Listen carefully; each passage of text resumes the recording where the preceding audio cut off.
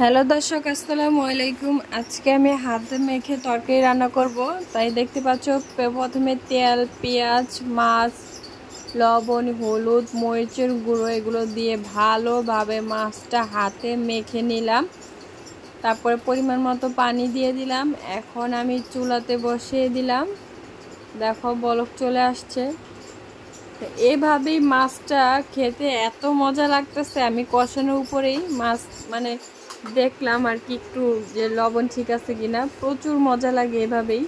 তো আমি এবার মাছগুলো উঠিয়ে নিচ্ছি, যেহেতু আমি তরকারিতে মাছটা রান্না করব এই কারণে।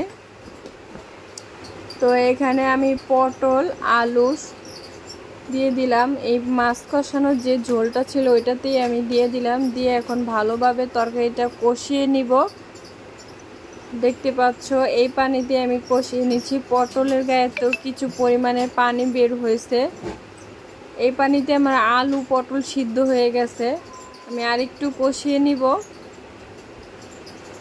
কষিয়ে নিয়ে প্রায় হয়েই গেছে। দেখো ঝোল টেনে গেছে আর পটলগুলো সিদ্ধ হয়ে গেছে। আলু পটল দুটোই সিদ্ধ হয়ে গেছে। তো এখানে আমি ভালোভাবে কষিয়ে নেওয়ার পর পানি দিয়ে দিব পরিমাণ মতো, যেহেতু তরকারিটা একটু ঝোল ঝোল রাখবো। পটলের তরকারি তো একটু ঝোল ঝোল রাখবো। তো এখন এখানে ঝোল দেওয়ার পর বলক চলে আসার পর আমি এখানে মাছ দিয়ে দিচ্ছি। যে কষিয়ে রাখছিলাম যে মাছগুলো ওগুলো দিয়ে দিচ্ছি। দেখো মাছগুলো কিন্তু বেশি একটা ভাঙে নাই। এভাবে তরকারি রান্না অনেক মজা লাগে।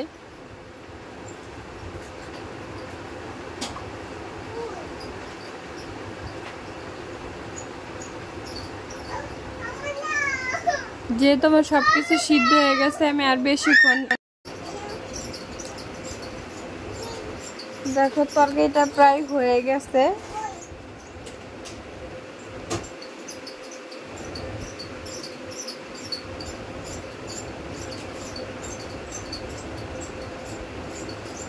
এখন আমি তরকারিটা নামিয়ে নিব। এখন আমি শাক ভাজি করব। তো একটা কড়াই দিয়ে দিলাম। কড়াইতে পরিমাণ মতো তেলটা গরম হয়ে গেলে আমি এখানে হালকা গরম হয়েছে, আমি এখানে রসুন কুচি, পেঁয়াজ এগুলো দিয়ে ভালোভাবে ভেজে নেব।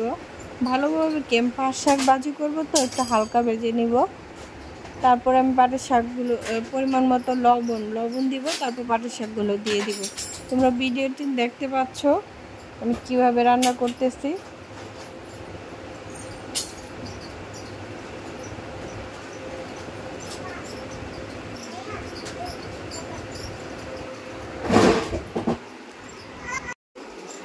তো আমি এখানে দেখতে পাচ্ছ পেঁয়াজটা আর রসুনটা হালকা ভেজে নেওয়ার পর পরিমাণ মতো লবণ দিয়ে দিলাম। এখন আমি শাক দিয়ে দিব, পাট শাক।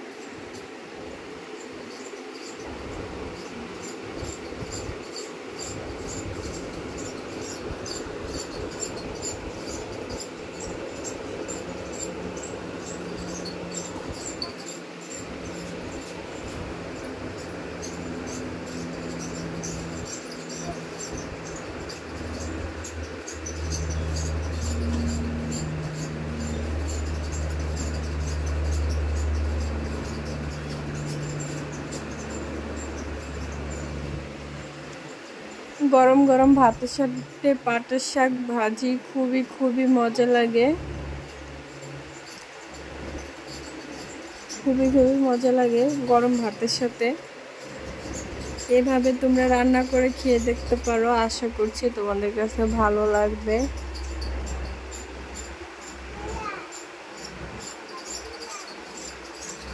শাকের থেকে প্রচুর পরিমাণে পানি উঠে।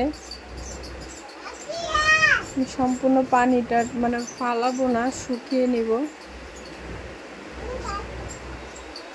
পানি ফালায় দিলে আমার কাছে মনে হয় শাকের পুষ্টি গুণ সব ফালায় দিচ্ছে। এই কারণে পানিটা ফালাই না, আমি শাকের সাথে চুলাতে শুকিয়ে নিই আর কি। দেখতে পাচ্ছ আমার শাক ভাজিটা কিন্তু হয়ে গেছে।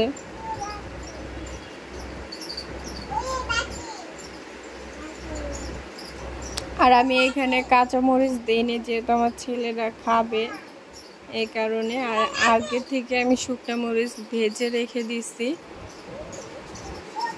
খাবারের সময় শুকনো মরিচ দিয়ে তারপরে খাবো। আর এখানে দেখো হয়ে গেছে।